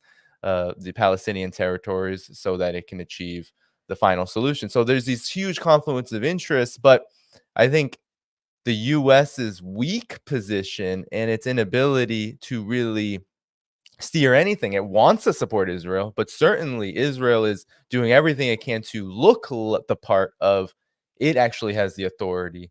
And as you play that video with Netanyahu, it's obviously been the case that senior leaders like him don't look very favorably or look at the United States really as like the kingpin of all of this. It truly is the same animal, to what you were saying in the beginning, Ben. It really is it's just one animal. Maybe I want to refrain from dogs because dogs can be actually quite great animals. It's the same beast. The tail, the body, the head, it's all one thing. So let's get to China. Oh, yeah, sorry, Ben. You can No, close you put it very well. I think that's a great note to end on. And I would just add one quick note at the end here. I mean, it's so horrific seeing the death toll. I mean, around 20,000 dead now, according to United Nations officials. At the very least, over half civilians is a conservative estimate. Probably around 70% women and children killed, and the death toll increasing by the day. But I think it's just important, although it is very important to talk about that and emphasize the horrific human suffering. Yep. At the same time, it's also important to keep in mind that every time this happens, every single day, the US and Israel continue to dig themselves even deeper, destroy any semblance of international reputation they had, which, of course, we've been talking for over an hour now about how most countries in the world, the global majority, do not see the US and Israel as like anything positive, as like certainly democratic or anything in this way. But it really has removed the illusion, any pretense of support for democracy or human rights. And, now that the US is blatantly stonewalling any attempt in the United Nations to bring about a ceasefire and openly sponsoring this genocide, we should never forget this in the future, because as there are more conflicts with China and Iran and any other country, Venezuela now, never, ever, ever forget this, because the US is always going to try to appeal to human rights and democracy. And if there is this collective amnesia, I mean, like the attempts to erase all of these crimes, like the attempts to rehabilitate George Bush and the Iraq War. I mean, most people around the world that doesn't work on, but in the US, it's very important to never forget this historical moment, because of course there will be a very concerted attempt, however it ends, years from now, to try to just erase it and go back to pretending like the West is the upholder of the rules-based international order. Yeah, and I'm surprised you didn't ask me if I condemn Hamas, Danny. I just wanted to put the record out here. I'm pro-violence. When it comes to anti-colonial, anti-settler struggle, I am pro-violence, because Israel really thinks what they're doing right now, stripping men naked and parading them in front of cameras and then distributing them on international media. They really think these things will make them look good. They're gonna support their cause. I mean, I'm sorry, that's the best recruiting poster for Hamas or any Palestinian resistance group. I mean, I am fully pro-violence. I mean, the only way you're gonna get the settler colonial out of your land is do what the Vietnamese did. You take up weapons and you do a lot of violence. The Tet Offensive, that's what ended any kind of illusions in United States that things were going well, that they're winning the war. A lot of these military analysts, all these so open source intelligence bros, they're like comparing the number of hardwares, Israel is bringing into the field, whether the Israel's trophy system can block the RPG before they hit the tank. That's irrelevant. Okay, that's irrelevant. It's that's what the American commentators said about Tet Offensive back in the Vietnam War. They said, we scored a military victory. We destroyed the Viet Cong infrastructure. We told that they suffer a great price. But Vietnamese, they understood war is an extension of politics. They are fighting a specific political aim, which is to show Americans that war for them is unwinnable. And the Vietnamese were willing to pay the price to kick the colonizer out. And this is what the Palestinians going to do. And they're not going away. They're fighting for their own land. They're fighting for their right to exist. Right, and the Israeli action is just pouring the fuel on the fire, and right now they're not gonna. I don't see how. I cannot see how their action can be sustainable over the long term. I mean, whatever Israel is doing, in the recent everything Israel has done in the past 2 months is just furthering the cracks on the settler colonial institution that's called Israel. I mean, I have no doubt we might be able to see, a free Palestine from river to the sea in our lifetime. I know we have been going a bit, but do you all have any time to close on China and make some comments about recent things? A little bit. Yeah, A little bit? Okay, sorry. Maybe I know 20 that minutes. Yeah. 20 minutes tops. Yes. Well, I wanted to just shift because I think in terms of world dynamics and developments, China stands at the forefront of all of them. And I wanted to maybe begin with, of course, the big splash for China in particular, but really the region as a whole, was the recent visit of Xi Jinping to Vietnam. Here he is with the head of the Communist Party of Vietnam, Mr. Trung, Nguyen Phu Trung. And here is what was said during this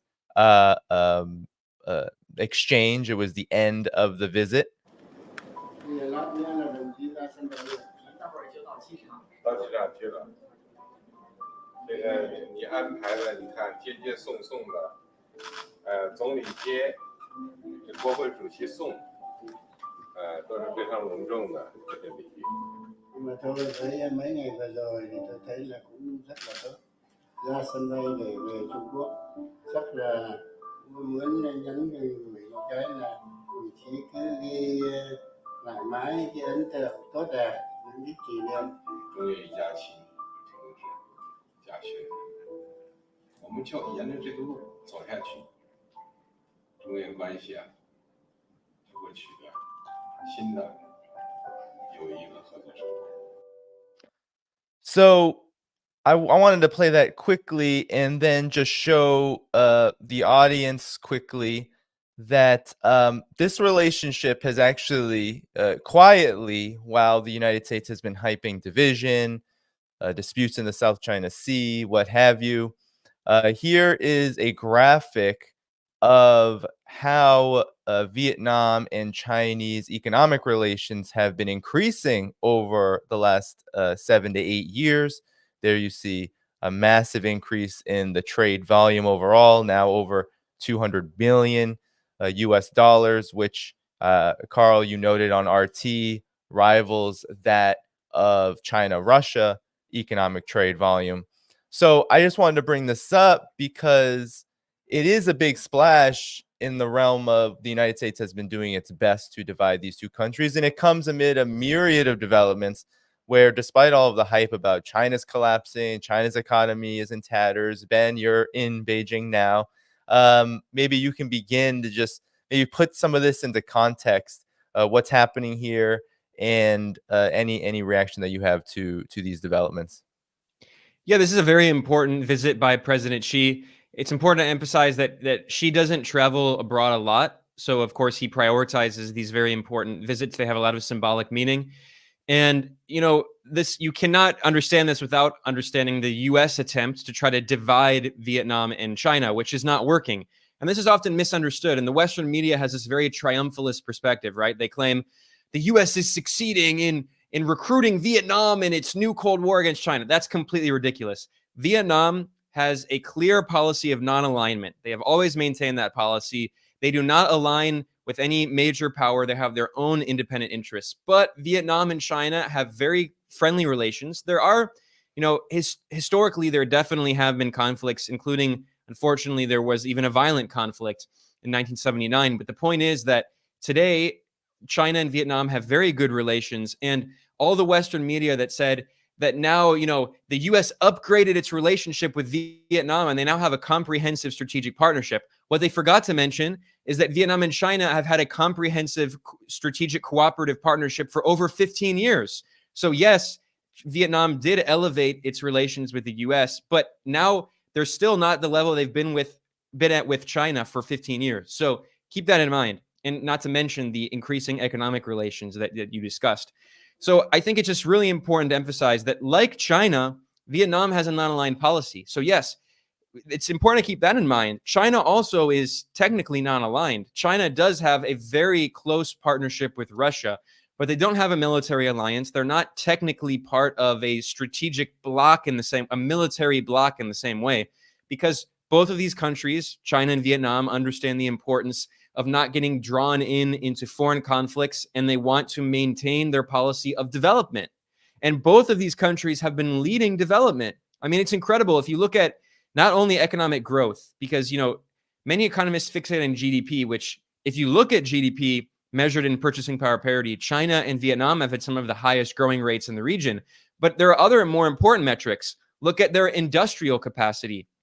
In all of Asia and in the world, China has been leading industrial development. China, according to UN data, is now responsible for between 30 and 31% of global manufacturing production value added. The US is only around 15%, half of China. But also, if you look in Southeast Asia, Vietnam is the industrial superpower in the region and continues to grow and move up the value-added chain of production. We're not talking about just like toys and little trinkets. Like China did, Vietnam is moving up and producing more and more advanced technologies. And of course, they're sharing a lot of that knowledge between the two of them. They have very similar experiences. So I do think this was important. At the same time, you know, people shouldn't, I think, again, you shouldn't have a romantic view of this. Like, of course, I think absolutely what China and Vietnam are doing in lifting hundreds of millions of people out of poverty and developing is incredible. And everyone in the world should admire that. But we shouldn't have this romantic view that, you know, China and Vietnam are going to ally together against US imperialism. I mean, it's a little more complicated in the sense that Vietnam doesn't want to get drawn into this new Cold War. And of course, it makes sense for Vietnam's own national interest, because if they abandon this non-aligned policy, then the US will start imposing sanctions on them. And so Vietnam doesn't want to get drawn in. So that's why people should, I think, have a more nuanced view, and also I have even some people criticize Vietnam for the U.S. trip. Like, obviously, I do not enjoy seeing U.S.-Vietnam relations improve, considering the genocidal war the U.S. waged in Vietnam. But you have to consider it from the perspective of the Vietnamese leadership, and I think they are playing a very smart, a truly non-aligned role. I agree with everything Ben said, and also, like, for the people who, you know, criticize Vietnam for their relationship with the U.S., like, look. This is a decision up to the Vietnamese people. It's none of your business. And really, Vietnam, as Ben said, has a very similar policy along a line posture with China, which means to be friends with all and enemy of none, which is the most sensible foreign policy a country can have. I wish United States have something like that, but no, the best we can do is war. And you know, of course, why wouldn't Vietnam want to improve relationship with US? China wants to improve relationship with US so they can continue the flourishing of the trade relationship. It's the United States that's refused to have a good relationship with China. And Vietnam is probably the culturally most similar country to China. I mean, I used to live in Fountain Valley,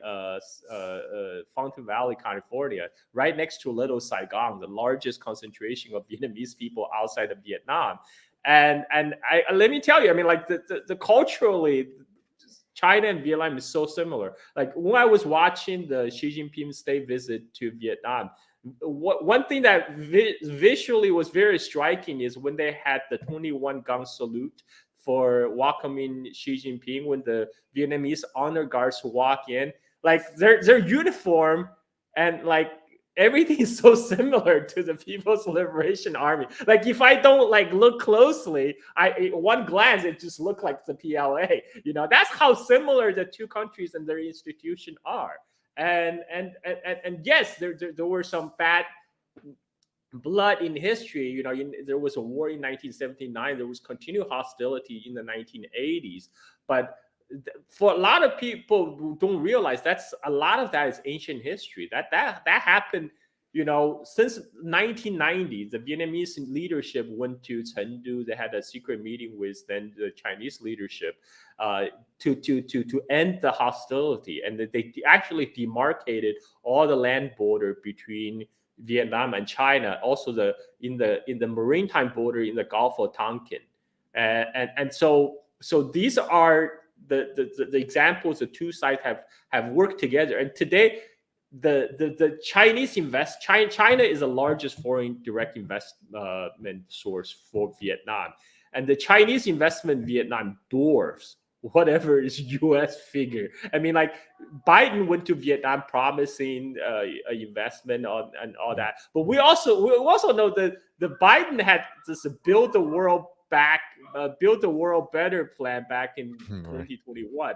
Now it's 2023. What happened to that? Like the U.S. is great at talking, but really, like when it comes to economic matters, there's no competition. U.S. cannot compete with China economically in the neighborhood.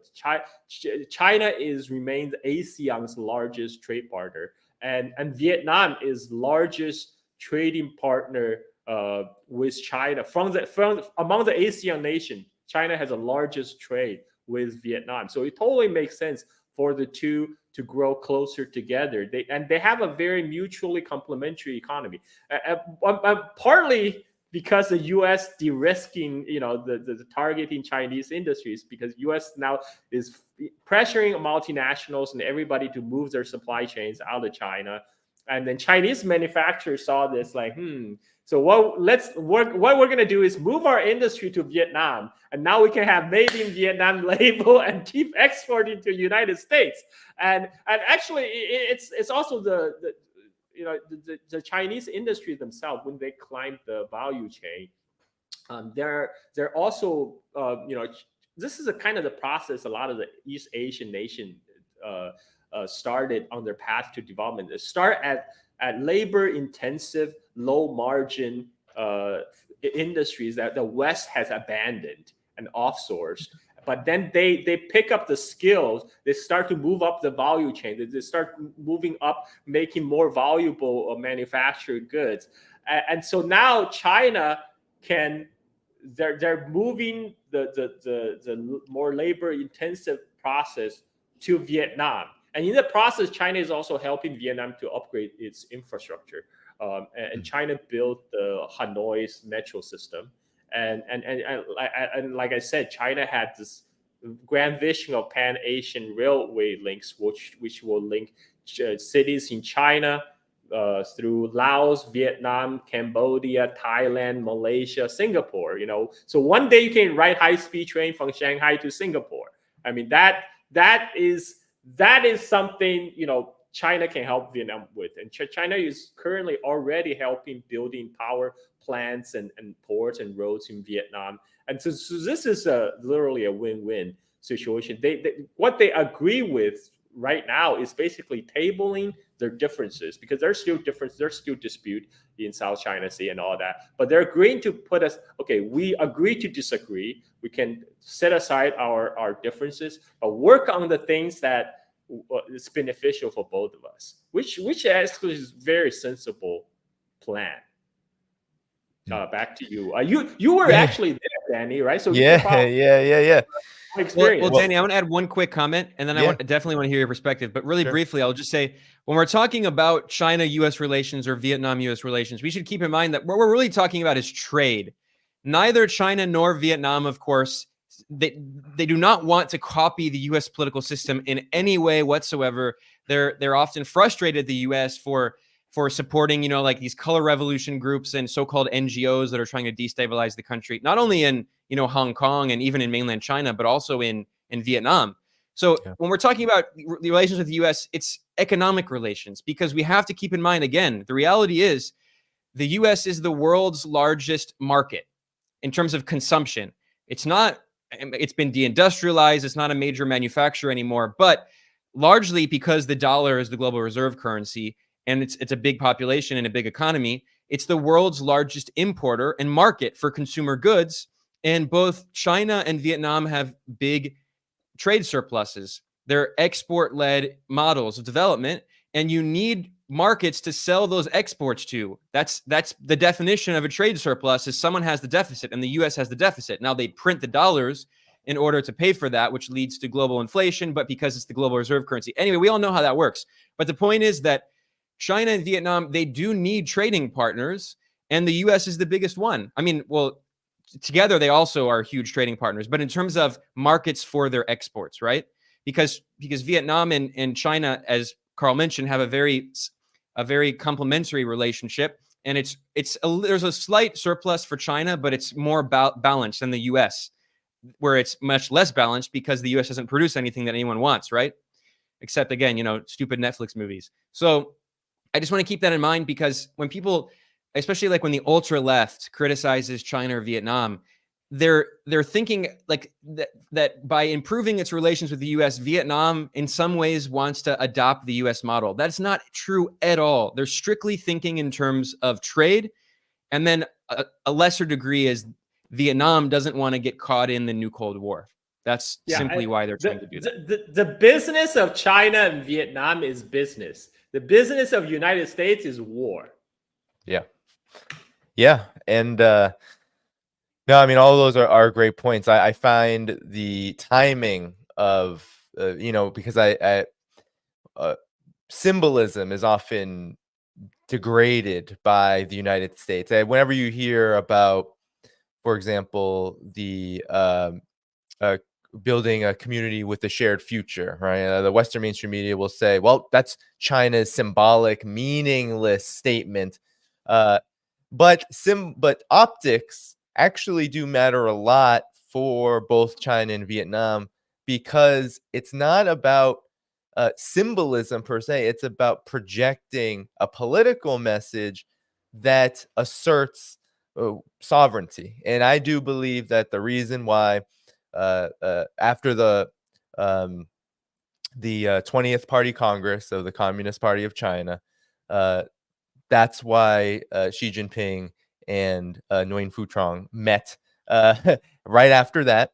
And that's why they're meeting now before the end of 2023, as the United States has had to pull back and scale back, at least rhetorically, it's in some areas, its maneuvers toward China, its aggression on China, and has been mired in so many different areas. I do think that those optics matter, because by projecting a message of China-Vietnam cooperation on all levels, political and economic, that gives the message that, yes, this non-alignment, this neutrality, this non-interference is a very real thing for both countries. For me, what's interesting, I was able to go to Vietnam this past October for 2.5 weeks, and then I was in China in July. Ben, I know you're in Beijing now, living there, but I was lucky enough to be able to go there for a little under 2 weeks.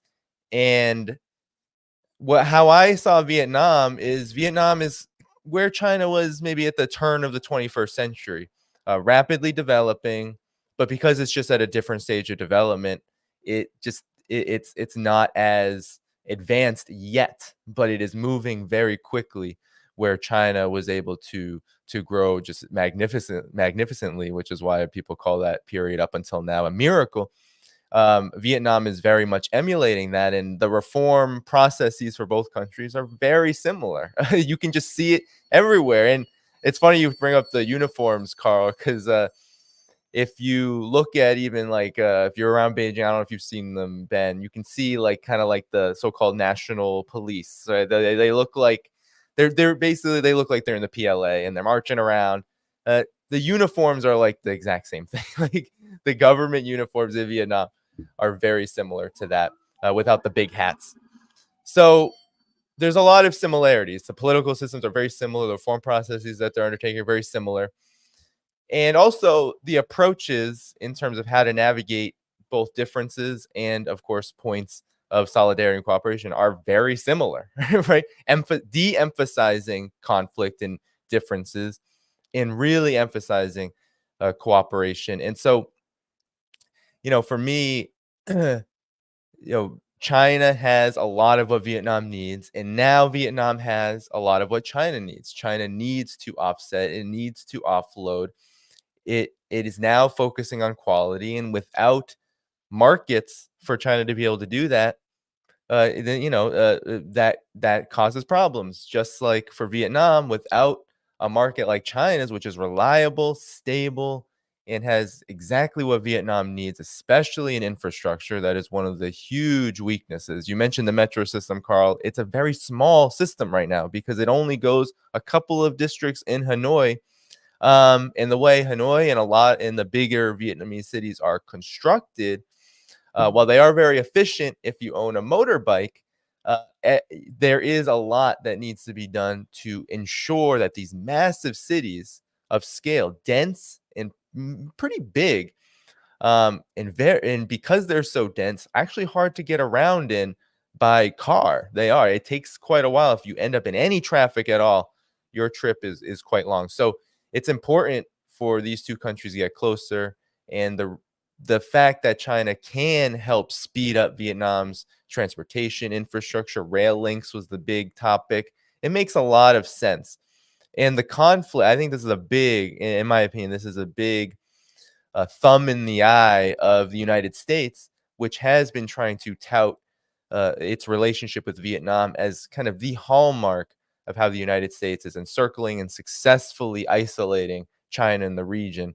By doing this right at the end of the year when the United States is most vulnerable, I was there, and there was already talks about Xi Jinping coming at the beginning of November. So I'm not going to predict that the reason why they pushed it all the way to December was to stick a little Christmas gift to the Biden administration. But at the same time, I wouldn't put it past it, given that these messages are very important, and it comes at a time where China's prestige is just through the roof, and Vietnam's growth is consistent and likely to continue on this path of, as you said, Carl, just impressive, and Ben, just an impressive rate of growth, and needs to continue that process. I mean, the gravitational pull of the Chinese economy is such that, when the rise of China, the tide lifts all boats. It actually, when China become prosperous, it lifts up the whole neighborhood, and this is something that benefits both China and its neighbors, and the programmatic approach that China and Vietnam work through their differences and work together. I think that's actually a good model for a lot of bilateral relationship. I mean, we could always also learn something from that, but how to agree to disagree, but work on the things that are important and mutually beneficial. And one of the thing about the kind of the U.S. trumpet somehow this Biden visit to Vietnam as like a victory against China. That just reflects the zero-sum mentality of the United States ruling elite. It's all about it's win or lose. Whereas like you can win. This is why China for a time was able to maintain friendly relationship in the Middle East with both Iran, Saudi Arabia, and Israel, because that was China's goal, to be friends all and an enemy of none. And that's something that U.S. doesn't understand, because when you want to be the unipolar hyperpower, the full spectrum dominance over the globe, you see everybody as a competition. You see you're paranoid. You're always looking over your shoulder, trying to see someone is trying to take your top spot. But that's not what China even going for. China, countries like China and Vietnam, they're still primarily focused on their internal development, to pull their own people out of poverty, to bring them into middle class, to develop world-class infrastructure. The world hegemony is something like very far from their concern, their daily concern. But that's how the Washington Hawks thinks. Well, I've kept you guys for 2 hours, and that was the limit we set out. We started a bit late, so I don't want to keep us any further. You guys, thanks so much. Do you want to let people know where to find you? We'll end the show here. But yeah, where can people find you, support you? Yeah, people, I have my own YouTube channel, so everyone should subscribe to Danny's. And then after, they should go to mine, which is Geopolitical Economy Report. And you can go to geopoliticaleconomy.com and you can find all the other links there. And my videos are also a podcast, so if people prefer listening. And people, after subscribing to Danny's channel and my channel, they should also go and subscribe to Carl's. Go ahead, Carl. Right. Thank you, Ben. I have my own YouTube channel, Carl Za. So come subscribe. But right now they're demonetized all my videos on Palestine. You know, Yeah, like that's the they just deal. automatically do that. So I also have a Patreon site where you can support me. You know, I post some more premium stuff on my Patreon site. I do like. Currently, I'm doing a chronological retelling of the Chinese history from antiquity. Well, eventually to the present, but now I'm like 546 BC. So I'm doing this like detailed retelling of the grand Chinese history. If that's your thing, you know, subscribe, check out my Patreon, Silk and Steel podcast, or just look at my YouTube channel. You know, I talk about. I'm also a prolific shit poster on Twitter, so you can find my handle Carl Saab. You know, so if that's your thing.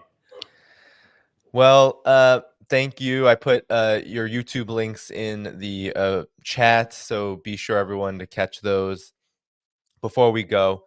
But yes, before we all leave, everyone hit the like button and be sure to subscribe to this channel. Be sure to look up Carl and Ben's work. And if you want to support this channel, all the links are in the video description: Patreon, Substack, Buy Me a Coffee, and more.